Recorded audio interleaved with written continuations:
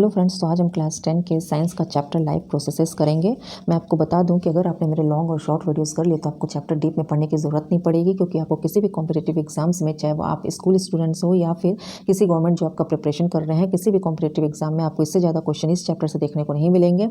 ठीक है, तो आप ये जो क्वेश्चन मैंने करवाया है वो क्लैरिफिकेशन के साथ करवाया है। आपको चैप्टर को डीप में बिल्कुल भी पढ़ने की ज़रूरत नहीं है। आप ये सारा क्वेश्चन कर लो क्लैरिफिकेशन के साथ, आप एग्जाम्स में 100% अटैम्प्ट करोगे।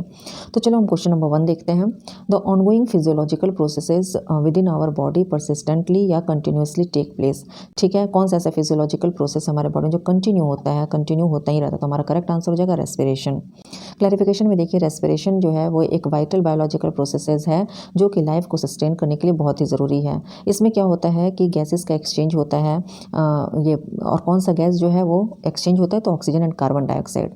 किसके बीच में? तो हमारे यानी ऑर्गेनिज्म और उसके एनवायरनमेंट के बीच में। ह्यूमंस में रेस्पिरेशन जो है वो 2 फेज में होता है, एक इनहेलेशन जिसमें कि हम ऑक्सीजन को लेते हैं और एक्सहेलेशन जिसमें हम कार्बन डाइऑक्साइड छोड़ते हैं।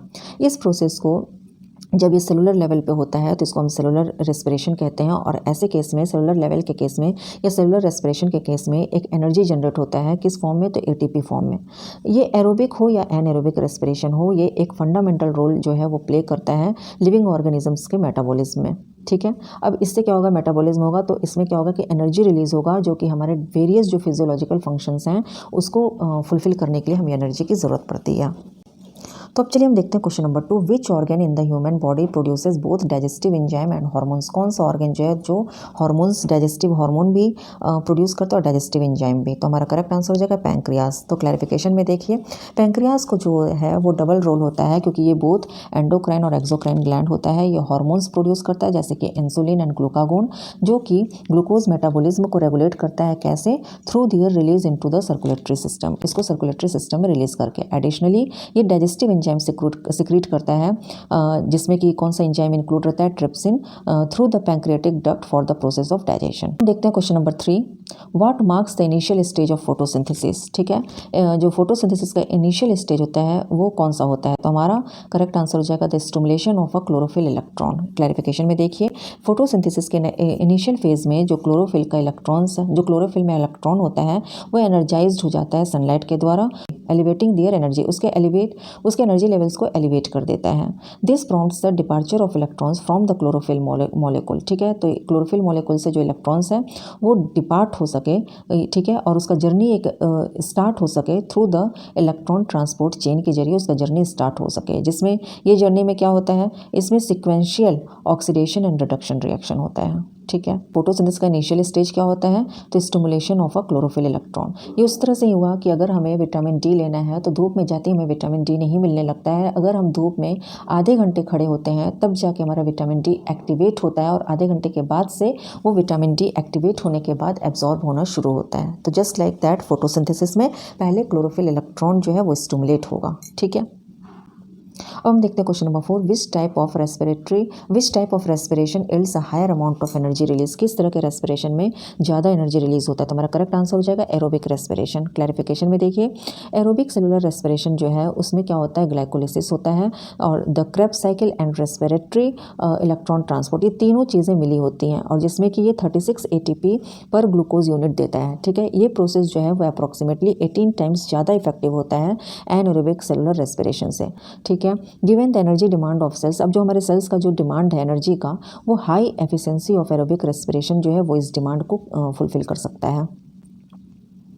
क्वेश्चन नंबर 5 देखिए, how do fungi obtain their nutrition? Fungi जो है वो अपना न्यूट्रिशन कैसे ऑब्टेन करता है? तो हमारा करेक्ट आंसर हो जाएगा सैप्रोफिटिक। एक्सप्लेनेशन में देखिए कि प्लांट्स जो है वो कार्बन डाइऑक्साइड और लाइट यूज़ करता है कार्बन और एनर्जी के लिए, तो फंगी जो है वो प्री एग्जिस्टिंग ऑर्गेनिक मैटर से अपना ये सारा नेसेसिटी को फुलफिल करता है। प्री एग्जिस्टिंग ऑर्गेनिक मतलब dead and decaying organic matter. ठीक है, कार्बोहाइड्रेट्स जो है वो कार्बोहाइड्रेट्स जो है उसका कार्बन सोर्स को फुलफिल करता है, और चूँकि फंगी जो है वो लैंड पे रहता है और न्यूट्रिएंट्स एक्सट्रैक्ट करता है डेड ऑर्गेनिक मटेरियल से, तो उसका मोड ऑफ न्यूट्रिशन सेप्रोट्रॉफिक हो जाता है, और मोड ऑफ न्यूट्रिशन उसका सेप्रोट्रॉफिक होता है, और इसलिए अगर हमसे क्वेश्चन पूछा जाता है कि वो कैसे अपना न्यूट्रिशन ऑब्टेन करता है तो हम लोग उसको सेप्रोफिटिक कहते हैं।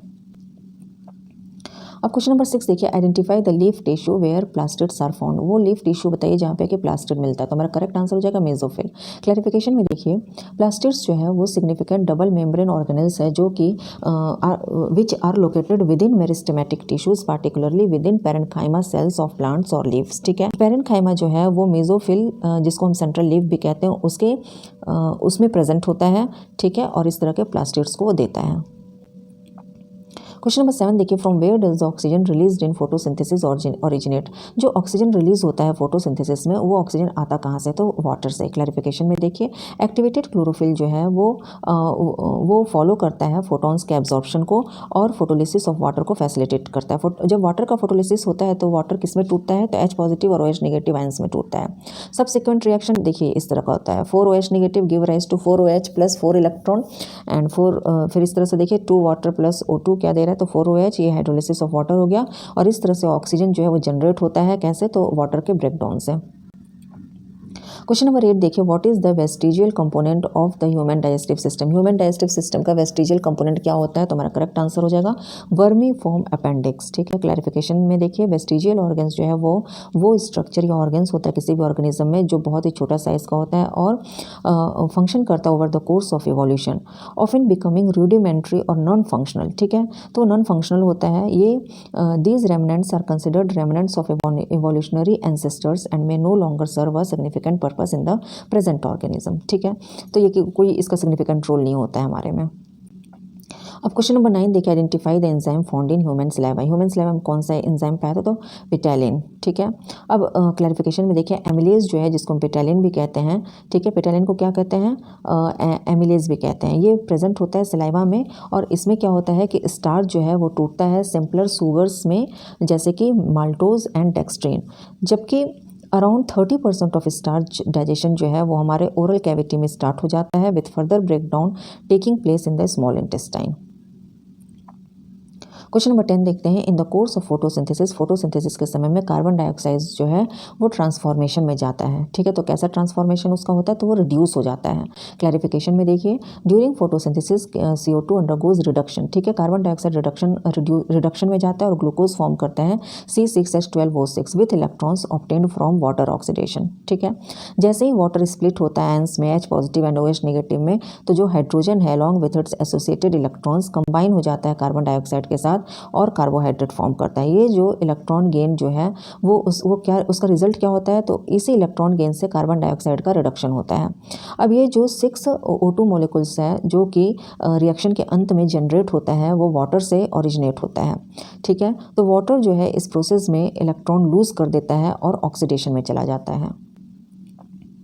अब क्वेश्चन नंबर 11 की तरफ देखिए, select the right option from the given alternatives. ये जो अल्टरनेटिव्स आपको उसको राइट ऑप्शन सेलेक्ट करना है। तो क्वेश्चन हमारा, the flow of blood with in blood vessels is attributed, यानी क्यों होता है ब्लड वेसल्स में फ्लो क्यों होता है, क्योंकि हमारा करेक्ट आंसर हो जाएगा क्रिएशन ऑफ अ प्रेशर, यानी कि ग्रेडियंट डिफरेंस के लिए। ठीक है, ताकि प्रेशर जनरेट हो सके। अब क्लैरिफिकेशन में देखिए, blood flows through blood vessels, इसलिए फ्लो करता है ब्लड वेसल्स के through due to the pumping action of the heart, specifically the left ventricle. Heart का जो लेफ्ट वेंट्रिकल चैम्बर है वहाँ से जो पंपिंग होता है उस एक्शन को बनाए रखने के लिए ब्लड जो ब्लड वेसल से फ्लो करता है।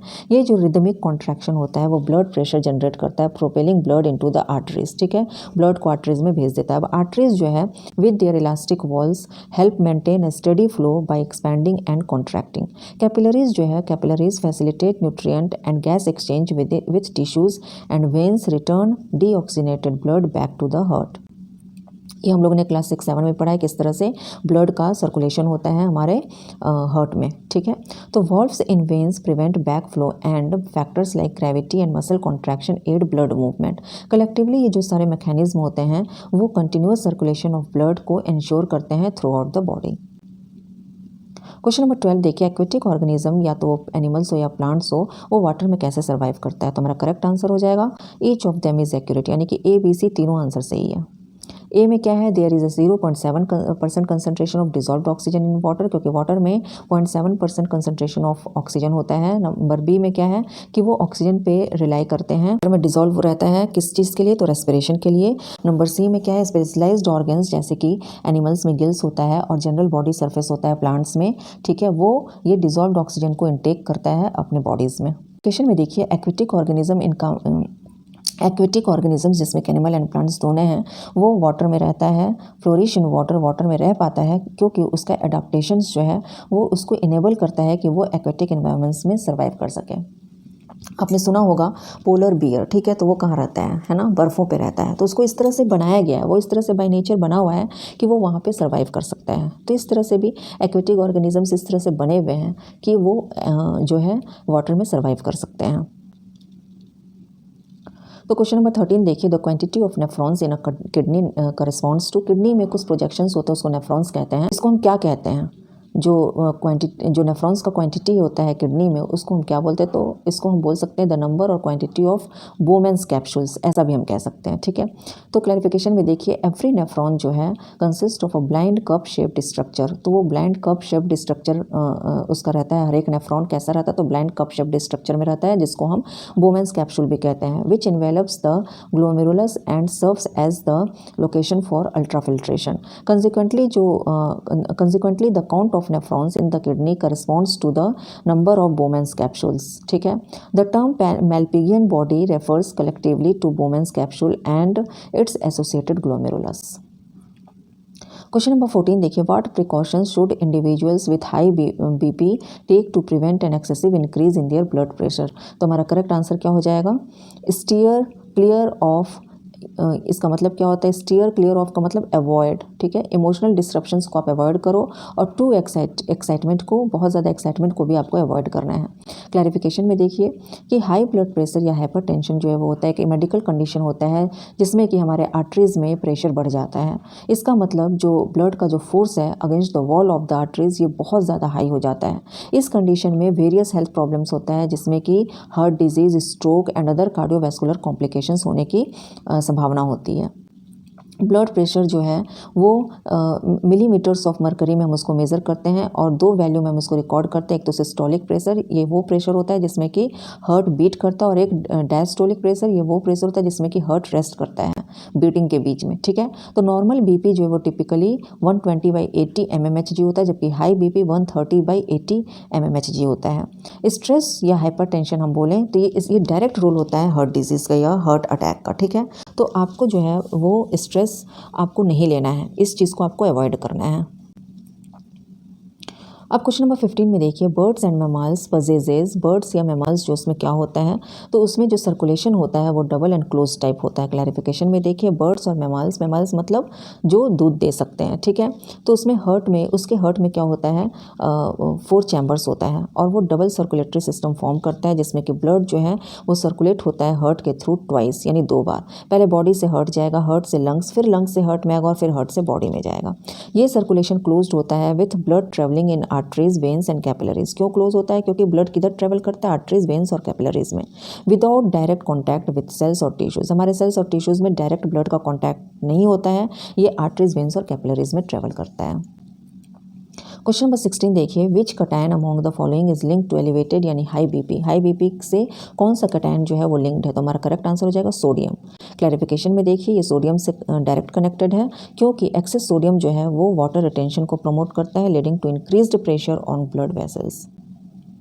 क्वेश्चन नंबर 17 देखिए, for the given animal, amoeba जो है वो अमोइबा आइडेंटिफाई द टर्म और feature that does not correspond with it. तो हमारा करेक्ट आंसर क्या हो जाएगा, not any of this. Clarification में देखिए, अमोइबा जो कि एक माइक्रोस्कोपिक सिंगल सेल्ड ऑर्गेनिज्म है, उसका मेजरिंग क्या होता है, अप्रॉक्स 0.3 mm होता है। उसमें साइटोप्लाज्म होता है, एक न्यूक्लियस होता है, एक सेल मेम्ब्रेन होता है, फूड वैक्यूल होता है, सूडोपोड्स होता है, straight narrowing tentacles. It demonstrates all the vital functions characteristics of living organism. एक प्लांट एक्स है, ठीक है, वैस्कुलर इन्वेसिव प्लांट है, प्लांट स्पीसीज है। वो डेंसली कहाँ पाया जा रहा है, तो लेक सरफेस पे पाया जा रहा है और वाटर पॉल्यूशन दे रहा है, ठीक है। तो डिस्पाइट बीइंग फोटोसिंथेटिक होने के कारण it is associated with oxygen depletion in the water. Photosynthetic वो ज़रूर है लेकिन वाटर में क्या कर रहा है, ऑक्सीजन के लेवल, ऑक्सीजन को रिड्यूस कर दे रहा है।